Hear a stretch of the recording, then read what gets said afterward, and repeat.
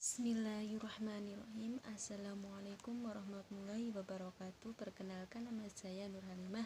Saya salah satu mahasiswa di Universitas Darul Ulum Islami Center Sudirman Ungaran atau Undaris. Tujuan membuat video ini untuk memenuhi salah satu tugas mata kuliah ilmu kalam. Baik, di sini saya akan menjelaskan sedikit tentang aliran Jabariyah dan aliran Qadariyah. Aliran Jabariyah dan Qadariyah mengenai pelajaran autentik aliran Jabariyah dan Qadariyah dalam aliran ilmu kalam yang memiliki dua arti saling bertentangan. Yang pertama kita bahas tentang aliran Jabariyah.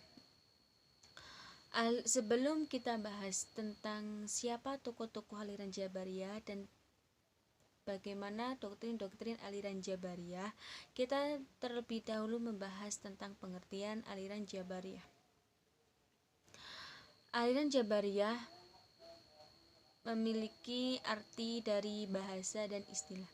Dari segi bahasa, aliran Jabariyah memiliki arti jabara yang artinya memaksa.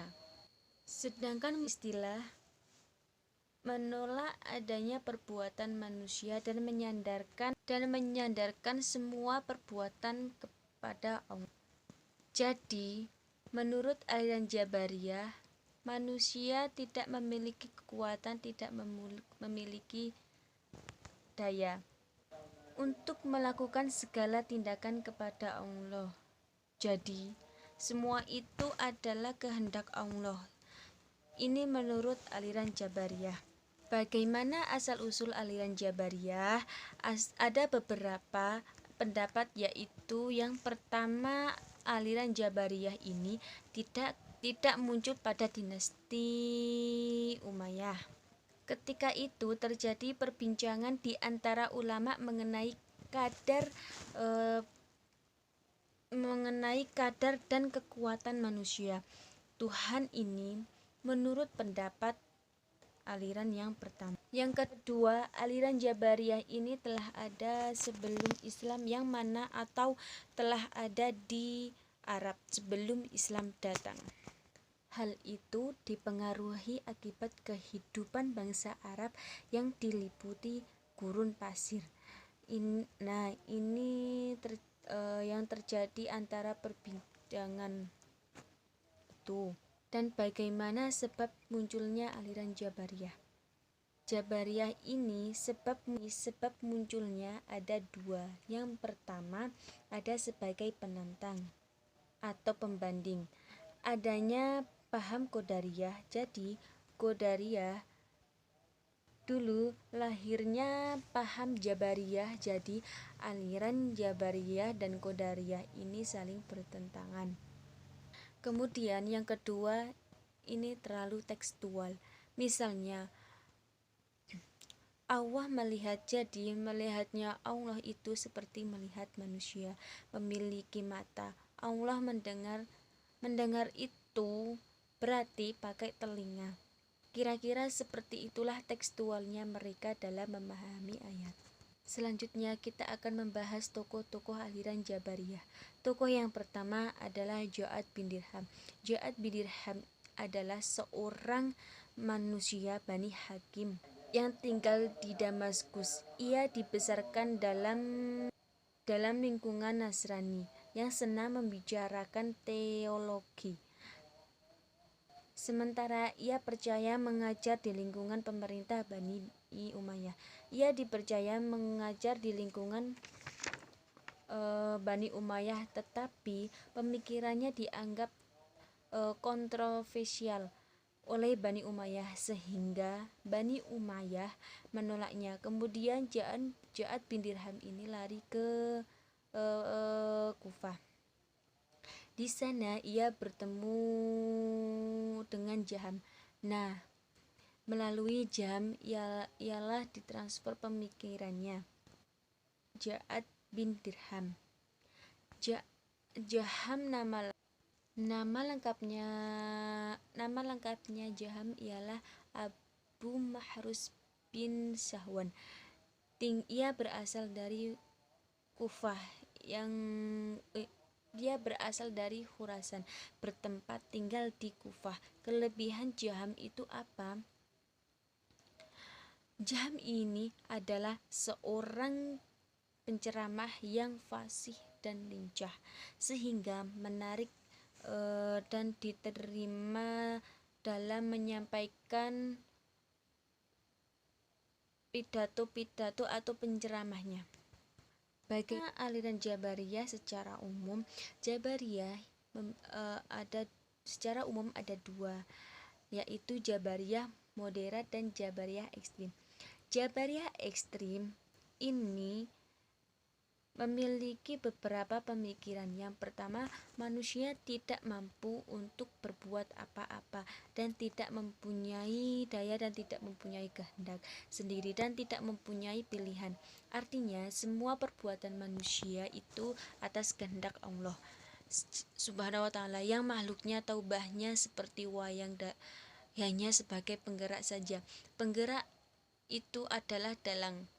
Yang kedua, syurga masyarakat tidak kekal, dan ada yang kekal hanyalah Allah. Kalau aliran moderat ini, Tuhan menciptakan perbuatan manusia, baik positif dan negatif, tetapi manusia mempunyai bagian di dalamnya. Yang kedua, manusia tidak dipaksa dan tidak pula menjadi pencipta perbuatan, tetapi manusia memperoleh perbuatan yang diciptakan Tuhan. Kemudian Tuhan tidak dapat dilihat di akhirat. Selanjutnya kita membahas aliran Qadariyah. Aliran Qadariyah berasal dari kata bahasa Arab yaitu qadara, yang memiliki arti kemampuan dan kekuatan, sedangkan menurut istilah adalah suatu aliran yang percaya bahwa segala tindakan manusia tidak diintervensi oleh Allah. Artinya, manusia dalam melakukan sesuatu baik ataupun buruk, semua adalah perbuatan manusia itu sendiri. Tidak ada campur tangan Allah Subhanahu wa ta'ala. Ini menurut aliran Qadariyah. Kemudian, bagaimana asal-usul aliran Qadariyah? Hanya ada beberapa pendapat saja. Yang pertama adalah Ma'bad al-Jauhari dan Ghilan al-Dimashqi, yaitu sekitar 70 Hijriah atau 689 Masehi. Pendapat yang kedua ini kurang kuat, tetapi kita perlu disampaikan. Juga konon asal-usul Qadariyah ini dari seorang yang bernama Susan. Susan ini sebelumnya penganut Nasrani yang kemudian masuk Islam, kemudian murtad lagi. Kemudian bagaimana tokoh-tokoh aliran Qadariyah? Tokoh-tokoh aliran Qadariyah tidak banyak yang terkenal. Hanya ada dua, yaitu pendirinya Ma'bad al-Jauhari dan Ghilan al-Dimashqi. Bagaimana doktrin-doktrin aliran Qadariyah? Menurut Qadariyah, orang yang berdosa besar itu bukanlah kafir, bukanlah mukmin, tapi fasik. Berarti masuk neraka, kekal dalamnya. Itu orang yang melakukan dosa besar. Di antaranya yang melakukan dosa besar yaitu durhaka kepada Allah dan memakan harta anak yatim. Yang kedua adalah Allah tidak menciptakan amal perbuatan manusia, melainkan manusia yang menciptakannya. Nah, ini kebaikan dari aliran Jabariyah. Tadi kalau Jabariyah sembuhkanlah Allah, kalau Qadariyah tidak ada campur tangan Allah. Kemudian yang ketiga, Allah Maha Esa. Bagaimana Esa menurut aliran Qadariyah? Yang dimaksud dalam aliran Qadariyah ini, Esa memiliki arti bahwa Allah tidak memiliki sifat asawis. Yang terakhir, akal manusia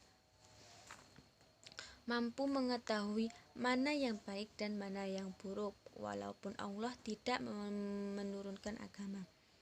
Nah, disitulah perbedaan Qadariyah dan Jabariyah, yaitu masalah kebebasan dan kekuasaan manusia dalam mewujudkan perbuatannya.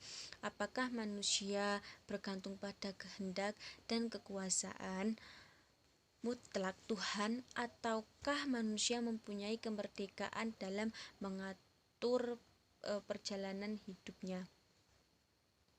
Nah, demikian yang saya sampaikan. Kurang dan kelebihannya mohon maaf apabila ada tutur kata yang tidak berkenan. Mohon sebesar-besarnya. Kita tutup baca hamdalah alhamdulillahirabbil alamin. Wassalamualaikum warahmatullahi wabarakatuh.